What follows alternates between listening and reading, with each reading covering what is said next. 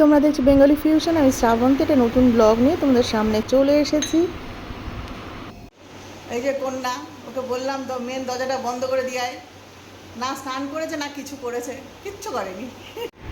তোজোকে নিয়ে যখনই আমি একটু টেনশন করতে থাকি, যখন ফোনে বলি তো শরীর কেমন আছে বা খাওয়া দাওয়া ঠিক করে করছিস কিনা, তো যে একটা কথাই বলবে, মাতে তোমার ছেলে ইঞ্জিনিয়ারিং পড়তে গেছে, কোনো বর্ডারে যায়নি এই যুদ্ধ করতে।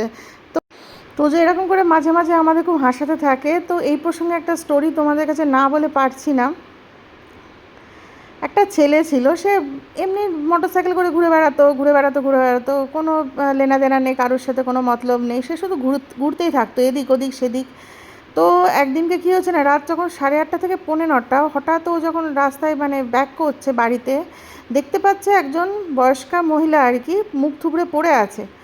ও তাড়াতাড়ি করে না ভীষণভাবে টেনশানে পড়ে গেছে, এবং টেনশানে পড়ে যাওয়ার পর দেখছে হাত পা কাঁপছে। ও ফোন করে অ্যাম্বুলেন্স ডাকবে কি, ওর এত নার্ভাসনেস।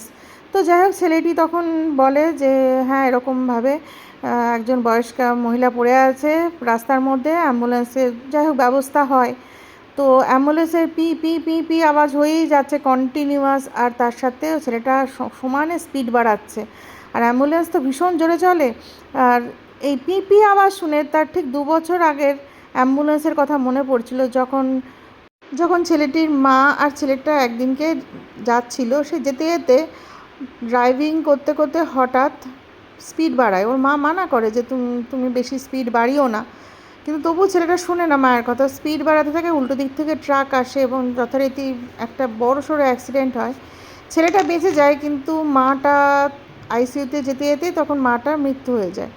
তো ছেলেটা তখন এদিকে মোটরসাইকেলে তখন মাথা খারাপ হয়ে যাচ্ছে, ওর যে বয়স্ক মহিলাটাকে হসপিটালে নিয়ে যেতে হবে তাড়াতাড়ি করে। তো ঘটনাটা এরকমভাবে এমন হয়েছে, তার মনের মধ্যে বিশাল এফেক্ট করে গেছে। তা ওই জন্য ও গাড়ি চালাতেই চায় না, কিন্তু এখন বাইক চালায়, এদিকে ওদিকে যেখানে পারে ঘুরতে থাকে। তো যাই হোক, ডাক্তাররা বলেছে যে হ্যাঁ এই বয়স্কা মহিলার শরীর মোটামুটি ঠিক আছে, কোনো অসুবিধা নেই, ওষুধ টষুধ যা দেওয়ার দিয়েছে, ইঞ্জেকশান দিয়েছে, এবং বলেছে যে হ্যাঁ যথেষ্ট ভালো আছে, কালকে বাড়িতে নিয়ে যেতে পারো। তো ভদ্রমহিলাকে পরের দিনকে ও ছেলেটা নিয়ে যায় বাড়িতে, এবং বাড়িতে নিয়ে গিয়ে দেখে অল্প বয়সী একটা ছেলের ফটো। তখন ও বলে যে কি হয়েছে আন্টি, এরকম ব্যাপার। তখন বলছে যে আমার একজন ছেলে ছিল ছিল তখন বলছে যে না, আর্মিতে ও শহীদ হয়ে গেছে। তো তারপর থেকে আমার মনটাও ভালো থাকে না, শরীরটাও ভালো নেই। তখন ওর মনে পড়ে যায় যে আহারে ওই ছেলেটা চলে গেল, আর কাছের মানুষকে হারিয়ে ফেলা যে কত কষ্ট, সে তো ও জানে। তো ওর মনের মধ্যে না একটা অদ্ভুত পরিবর্তন এলো, যেটা ও কাউকে বলতে পারছিল না। তো অদ্ভুত ওর মনের মধ্যে ভালো লাগাও ছিল যে না চলো আমি আন্টিকে ফিরিয়ে আনতে পেরেছি, আন্টির এত বড় বিপদ ছিল মায়ের ক্ষেত্রে, যেটা ও পারেনি মাকে ফেরত আনতে, তো আন্টিকে ফিরিয়ে এনেছে। তারপর থেকে ও আন্টিকে লীলা আন্টি বলেই ডাকতো। এই কিছুদিন বাদে হঠাৎ খুব খুশি মনে আন্টির সঙ্গে দেখা করেছে। তখন বলেছে আন্টি একটা ভালো খবর আছে। তখন বলছে কি খবর বাবা? তখন বলেছে যে আমি আর্মিতে জয়েন করছি। তখন আন্টি পুরো অবাক যে এরকম আর্মিতে জয়েন করেছে, আগে বলোনি তো। বলছে না, আমি তোমাকে সারপ্রাইজ দিতে চেয়েছিলাম। তো যাই হোক, এরপরে যখন ও ছেলেটা যায় আর কি, ট্রেনিংয়ে যায়, সেই সময় আন্টি হাত নাড়ায় এবং আন্টির 2 চোখ বেয়ে জল বয়ে যায় যে ভগবান আমাকে একটা ছেলে নিয়েছে, কিন্তু তার বদলে আর একটা ছেলেকে পাঠিয়ে দিয়েছে। তো তারপর থেকে ছেলেটাও একটা মাকে পেয়ে গেছে। লীলা আন্টি বলে ঠিকই, কিন্তু মায়ের থেকে কম না। তো যাই হোক, আমি দেখো যে পুজো করছি, পুজো করতে করতে না আমি ঠিক ক্যামেরা সামনে রেখে আমি ঠিক পুজো করতে পারি না, পুজোয় মন থাকে না। তবু আজকে চেষ্টা করলাম তোমাদের জন্য, আজকে গোপালকে একটু আদর টাদর করলাম। তো যাই হোক, এই দেখো চলে এসেছি সকালবেলার ব্রেকফাস্টে। ক্যাপসিকাম কুচি, পেঁয়াজ কুচি, টমেটো কুচি, আর কিছুটা পনির কিন্তু আমি কিনে করি না আজকাল, ঘরে যে দুধ আছে গোয়ালা যে দুধ দেয় সেখান থেকে ছানা কেটে করি, কেন আমার দুধ ভালো লাগে না। আগে তোজো খেত, তো তোজোর সাথে সাথে আমিও একটু খেতাম, এমনিও দুধ খুব একটা আমি কোনোদিনই পছন্দ করি, কিন্তু এখন ছানাটাই বেশি করি। পানির রোল হোক বা আজকের মতো যে স্যান্ডউইচ বানাচ্ছি সেইটা হোক, তো এই রকমভাবেই আর কি ইউজ হয়ে যায় দুধটা। তার সঙ্গে চা তো আছেই। তো খুব কম পরিমাণে দুধ নেওয়া হয়। আবার তোজো যখন ছুটিতে আসে তখন আবার একটু বেশি দুধ নেওয়া হয়, কিন্তু বেশি দুধ নেওয়া হলে তোজো এখানে এসে মোটেও দুধ খায় না। ও বলবে না না না না আমি খাবো না দুধ, একদম খাবো না। ওখানে গিয়ে খাই কি না কে জানে, জানি না, তবে নাকি 25 টাকা গ্লাস পাওয়া যায় ওদের নিচে, বেশ একটা ছোট গ্লাস আর কি, বেশি বড় না। তো ওই গ্লাসে দুধ খায়।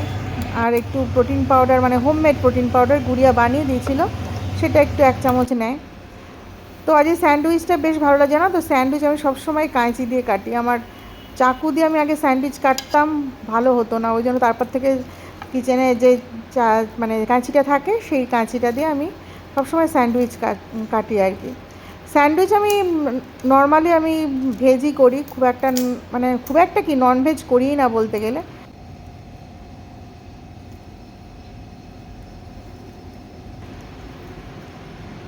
আজকে জানো তো অনেকগুলো কাজ করব ভেবেছিলাম, কিন্তু কাজগুলো সেভাবে হচ্ছিলই না।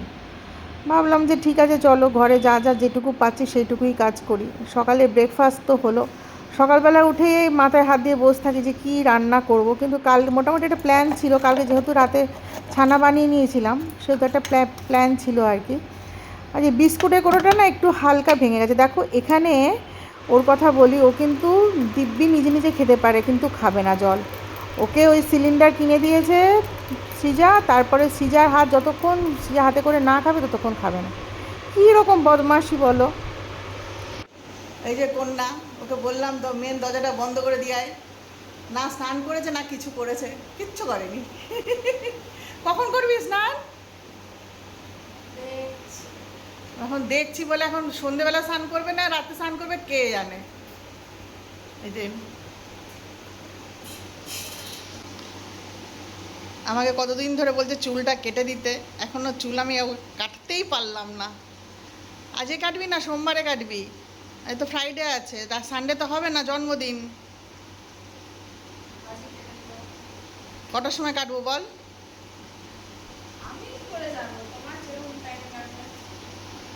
গাছকে খাঁচায় কোনো দিন রাখতে দেখেছো? এই দেখো খাঁচার মধ্যে গাছ রয়েছে, কি অবস্থা, খরগোশ এসে ইনডোর প্ল্যান্টগুলো খেয়ে নেবে চিবিয়ে চিবিয়ে। তো এই জন্য এইভাবে সেফটি আর কি, হেলমেটের মতো রাখা হয়েছে একে। আর তারপর দেখো ছোট্ট একটা কি সুন্দর গাছ বেরিয়েছে।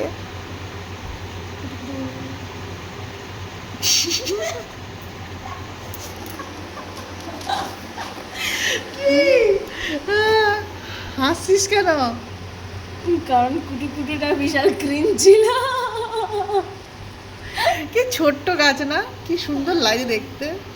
ফাটা মাটিতে জল পায়নি তাতে বেরোচ্ছে বল। অবশ্যই এটা জল বেশি খায় না। তেল ঢেলে দিই? হ্যাঁ, জনসনের বেবি অয়েল ঢালবি, পাগলামির একটা শেষ আছে।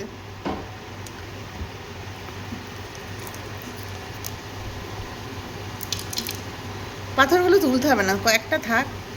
কি সুন্দর নতুন বেবি গাছ বেরোচ্ছে, বেবি গাছ, ছোট চারা গাছ।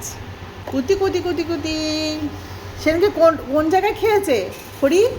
এইটাতে না, বাইরেটাই খেয়েছি।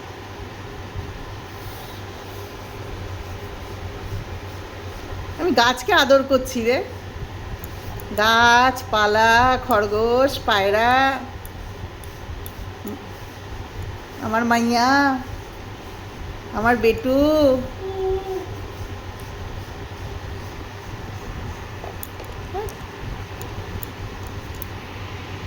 জনসনের অয়েলটা নতুন কেনা হয়েছে ওর জন্য, আসলে সমস্ত রকম ট্রাই করে নিয়েছিল, ড্যান্ড্রাফ কিছুতেই যাচ্ছিল না।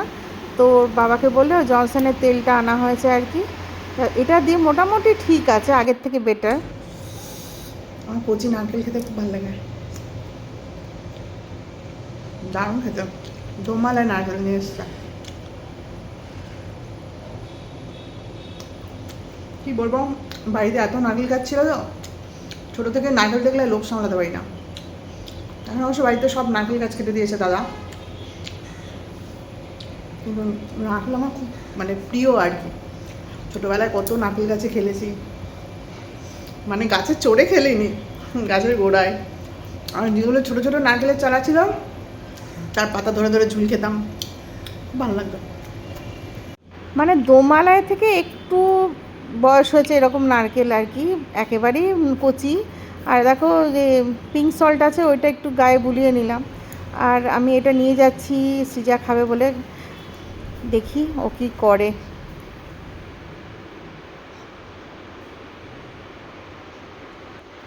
এই ফাঁকে একটা কথা তোমাদের সাথে বলি, যেমন তোমাদের ভালো লাগে অবশ্যই একটা লাইক করে দিও।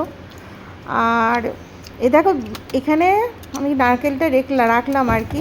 ফ্রিজের মধ্যে নারকেল থাকলে নারকেল শক্ত হয়ে যায়, ওই জন্য একটু নুন মাখিয়ে রাখলে বেশ ময়েশ্চার থাকে, ভালো থাকে নারকেলটা আর কি। কবে থেকে ভাবছি অনেকটা দই আছে, দইটা দিয়ে কিছু বানাবো, কিন্তু আর হচ্ছে না, সেই বানাবো করে আর সম্ভব হচ্ছে না। দইও পাতি ঘরে, দই পাতলে বেশ ভালো কেনা দইয়ের থেকে। দেখো এখানে সেদিনকে সিমাই বানিয়েছিলাম, একটুখানি ঘি দিয়ে তার মধ্যে সিমাইটা দিয়ে একটু ভেজে নিয়েছিলাম, আর দুধটা খুব ঘন করে জাল দেওয়া ছিল ফ্রিজেই। তারপরে একটু আমটাকে একটু সেঁকে নিলাম আর কি, মানে খালি প্যানে আর কি ঘুরিয়ে নিলাম। আর এই যে ভেতরে চিনি টিনি দেওয়া আছে, আর ওপরে একটু ভেজানো আমন্ড ছিল, সেটাকে কেটেছি, মানে ড্রাই ফ্রুট, কিন্তু ড্রাই ফ্রুট অবস্থায় দিইনি, ভেজানো ছিল, সেটা ওপর দিয়ে একটু ছড়িয়ে দিলাম। আম একটুখানি ছড়িয়ে দিয়েছি যাতে খেতে ভালো লাগে। নারকেলের জল, কতটা জল হয়েছে জানিস? এরকম আমি 1 গ্লাস খেলাম। কত একটা নারকেলে একটা নারকেলে, অনেক বড় নারকেলটা, প্লাস ভেতরে ইয়েটাও অনেক বেশি। কি মিষ্টি জলটা বলতো। আর এক একটা নারকেলের পুরো নোনতা জল থাকে, ভাল লাগে না খেতে। খেয়ে নে, আমি গ্লাসটা নিয়ে যাব রান্নাঘরে। আজকের মতো ব্লগটা এখানেই শেষ করছি, পরে আবার একটা নতুন ব্লগ নিয়ে, গল্প নিয়ে চলে আসবো তোমাদের সামনে। Ta-ta, by.